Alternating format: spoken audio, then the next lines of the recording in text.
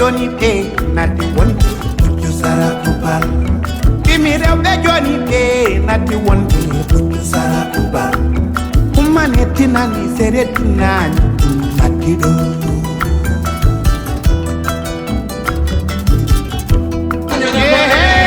mimi rewɓe joni te nati wonde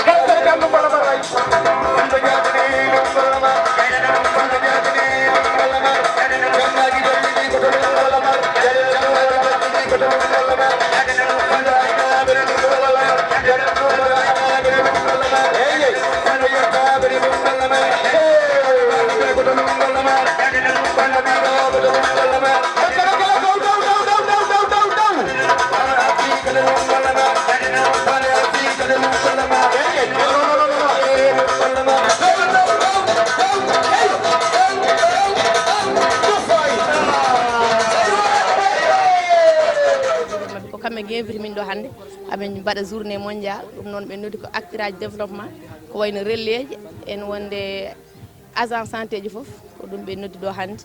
e ɗum no minen min gari wadde représenté commune Hawre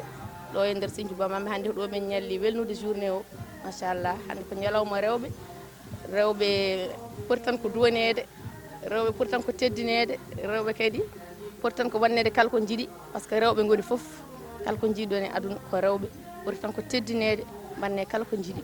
e min gaddi ɗo ko wayno confiture bissap min gaddi ɗum ɗo ɗum ko min jangguinoyo no Kanel min mbaɗa toon formation hakke 10 jours après min gaddi ɗum ɗo hannde pour wadde publier min gandina yimɓeɓe vraiment relais ji ɗi haɓe daari haɓe jiiɗi liggade kadi haɓe jiiɗi dañde koɓe liggori min mbaɗi association ngaji amen e waɗi association goɗɗo département Kanel e nder Kanel he en waɗi association goɗɗo kadi goɗɗo Semme eyyi ɗum noon min jiiɗi ko wallede e nomin liggori ɓe puɗɗima tottude minen bagage uji seeɗa e matériel ko wayno komin liggori kono banggue financement woni manque par ce que min mbaɗi ko pied cotisation min mbaɗi min dañi komin liggori e hamin jaara seeɗa seeɗa tan ha wona so ɓooyi wooda ko ɓeydi eyyi assalamu aleykum ko arde fof on calminama beltanama min mbiren ko Coumba Ndio Kane jeeyami ko wennode jeeyami koye commune de Ndori kadi so ɗum ɓenni min komi présidente association da commune de Ndori hande ko addi minen ɗo ene ko mobilisation dennagal minen relais ji dennagal commune de Ndori commune mo Sinthiou Bamambé min dendi ɗo pour mawnide ñalawma o 8 mars e ballal Allah ballal président amen 11 3D e Aliou Ndim pour min mbaɗen organisé ɗo e Sinthiou Bamambé hande min gari ɗo hollude comme rewɓe Sinthiou Bamambé banggue comme relais ji liggoto comme celui de lutte contre la malnutrition ko pour ngakkere harnduru ko ɗum darni relais ji hande o saaha nden noon relais ji ngalano motivation ngaji walla jooɓe par lewru 5000 en kono hande oɗo saaha alhamdoulillahi ballal projet uji ɗi balli relais ɗi ha mbawi wadde sauvé sukaɓeɓe e nder diwan muɗumen min mbaɗi ɗo ene hande farine enrichi en pour sukaɓe en mbawi wallede quelques produits nani hen min mbaɗama formé pour ko région de Matam walla sukaɓeɓe foof ene ngakkere harnduru e iwe nder diwan meɗen jarama rewɓe joni ɓe natti wonde sarakubal kimi rewɓe joni ɓe natti wonde puccu sarakubal ummane tinani seretinani natti ɗo min mbiyetemi ko Aissata Abou Sall jeeyami ko ɗo e Sinthiou Bamambé min woni président mo relais mo Sinthiou Bamambé mbiyetemi ko Aissata Abou Sall wami wadde présenté tan hande ko ñalawma weltare tan saabu ko ñalawma rewɓe ñalawma ganduɗa ko mawnidira pour rewɓe hande amin belti e ñalawma he kadi amin belti kadi ko nottiɗo ko foof rendi ñalawma hande ko commune mo Sinthiou Bamambé e commune mo Ndendori kadi ko notti ko foof amin belti hen amin jarnoɓe ko kadi hande ko mawnide ñalawma rewɓe gonkaji munen e golle munen holko kollirɗon ɗo comme golle min kolliri ɗo golle kono komin kolla ko tan premiére thème amen kam e golle he wonno komin relais ji min gari yarude ko banggue malnutrition woni ngakkere haroduru deuxiéme mo ko banggue développement komin jangguinano ko ɗum min jaltini ɗo hande ko wayno transformation min mbaɗi ɗo jus uji min mbaɗi ɗo en cangle min mbaɗi ɗo jaaɓe kala kene hutorede dal to ngakkere haroduru hande min mbaɗi ɗum ɗo henna ala ɗum ko hen min koɗi GIE amen o ko hen hoɗi min komin waɗoɓe transformé tan nde wan noon yettere Allah on jeji ɗi mbanni min hebloji sa wannama heblo a joƴƴinta ɗum alay sago annen a waɗat hen ha mbawa dañde hen hunde GIE amen ko GIE de relais de Sinthiou Bamambé mi salmini on mi juurima on min mbiyetemi ko Moussa Mamadou Diallo to Jammali komi relais communautaire notitimi ɗo koye noddandu mawningol rewɓe e nder yontere he yontere nduɗo lewru ñande jeetati nduɗo mars ko ɓenni ɗum ɗo mi yiiɗo ko waɗi fayida mi yiiɗo jaɓɓungal ngal gonɗa yimɓe ɓe ne ɓeydi e hankkadi kam jarani ko neɗɗo yaa Dakar hunde fof ma taw ɗum ɗo sa janggui tan ko tawa jiilotonoɗa caggal leydi ko ma tawe ɗon leydi kadi mbasdi dañal ala ko ɓuurandi gandal keptinowal ngaalu e bakulugol mum tan woodi saabu hande Ndendori hay goto meeɗa wiide jooɗi koye fasfat goɗɗum nani mofti ko en ganda mbimi ko yo sukaɓeɓe janggu relais agal ko katantagal ala jobdi ala haydara kono noon ko wallude bandum ene wayno wallude hoore mum ni neɗɗo mo yiiɗa hoore mum wawa yidde bandum neɗɗo mo yiiɗa bandum wawa yidde leydi mum dewgal debbo ko kañum toppitto hoore mum ko gonga ko wiyata ko feccere neɗɗo kono wona gonga ɗum wona feccere neɗɗo ko ɗum neɗɗo saabu an ko capital ma ko banque ma to moftata sa kala ko joguiɗa moftata koto debbo ko ɗum debbo hakkude moɗɗum e gorko capacité debbo ene mawni saabu enen haaloɓe ɗo ɓe ko rewɓe jibinen eɗen jogui ɗo expérience darade ɗo eɗen mawnina ñalawma o eɗen ballodira e mabɓe kamɓe tan ɓolɓe mbaña mawnina ñalawma o rewɓe gara worɓe garani debbo affaire ɗum ene mawni so tawi jangguinama so tawi noon waɗama ko debbo tan jangguintake waɗetake haydara ko golle galle tan so gasi lello dañi sukaɓe yaata alay saago worɓeɓe rewɓe dokke métier no worɓeɓe dokkira métier ni rewɓe dokke respect no dokkira rewɓe ni aha noon rewɓe no woto mbiya kamen worɓe poti tan mbiya ala hankkadi enen poti ala fotani ene jogui foti ene jogui fotani so famodirama noon galle ne waɗa wasi. Donc c'est Abdoulaye Ba, c'est le facilitateur de l'ONG 3D PRN dans le cadre des activités de la nutrition. Aujourd'hui donc on est venu ici à Sinthiou Bamambé pour appuyer l'association des relais de la commune de Sinthiou Bamambé et de la commune de Ndendori à l'issue de la journée mondiale de la femme. Ces relais aussi se sont organisés pour manifester vraiment cette journée. Et ces relais vraiment ont eu à choisir un thème qui est très important, un thème qui vraiment préoccupe les femmes quand on parle de la lutte contre la malnutrition. Ce sont des relais communautaires qui occupaient toute la sensibilisation pour le changement de comportement de leur communauté, et la nutrition fait partie de leurs préoccupations. Donc vraiment ils ont eu l'occasion donc de choisir ce thème en tant que des femmes qui s'impliquent dans le dynamisme communautaire.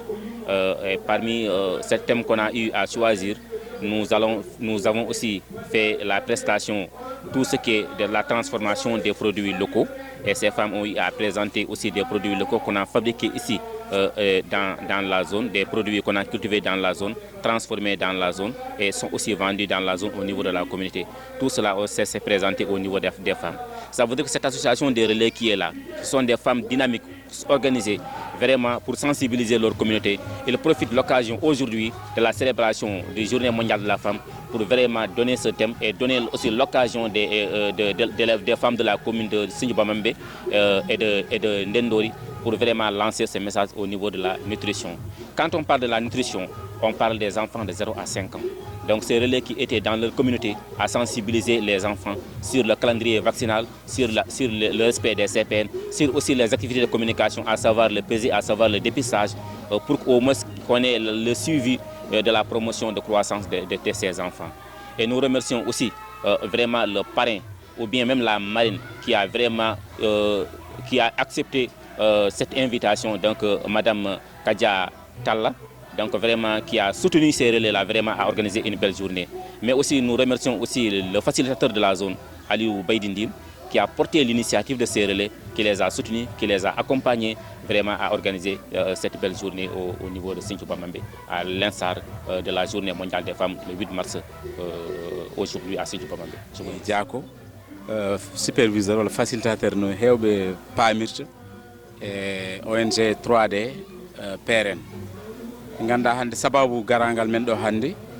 yowiti koye jubbudi odo nyalawma mawdo teddiniraado ndewagu e windere nde kala woni ko wiyete ko journée mondiale de la femme. Tawi non yubbina ko do ete Sinthiou Bamambé kono nafoore nde e fayide o ene yañña e dendangal diwano ha e département o fof. Tawi non yubbini odo nyalawma hande ko relais di ganda jeeya koye commune Sinthiou Bamambé Banaji kam e ndendori e tawtinde dendangal 12 commune gondo e der département de Kanel. De tawno eden gandi relais di ko jomen hakkilaji jaaji jultudi be miiji yewtere mabbe e odo nyalawma hande wonata ko sababu ko yewiti ko e haranduru walla wiye ngakkere haranduru gede didde kala ngakkere haranduru eden gandi sene miije walla ne haale alay sago siftore don ben sukabe ganda taw ko be dañani taw duubi joyi de tawno koy on fannu woni mo dilleten relais ji gondi do di kadi kany men koy on fannu buri jogade karallagal e humpito e odon fannu ngam wawde jaccinde ngel don cukalel jango wawde wallide ƴaftugol e mawnugol mudum jango e jam ha wasa battinde e mawngu mum walla e gurdam mudum dum don non so wadama alay sago yimbe jetta hen ben be ganda ko daribe tambi golle de woni facilitateur jeyaado do ete e der zone o Aliou Baydindim ko kanko tigi wallondire mabbe ɗowiɓe wallitiɓe e kala ko yowiti e juɓɓudi golle ɗe kono kadi yumam yangue o woni Kadja Amel Talla madame le ministre eɗen gandi kanko jaaɓi wonde yumam yangue jaɓɓi ñalɗi ɗi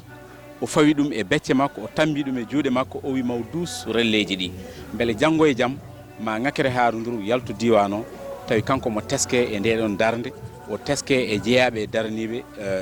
daraniɓe ndeɗon darde kowna ɗum ko ONG 3D e chef de projet o darima hen ko tiiɗi wondude e meɗen yaadude e men dusodirde e meɗen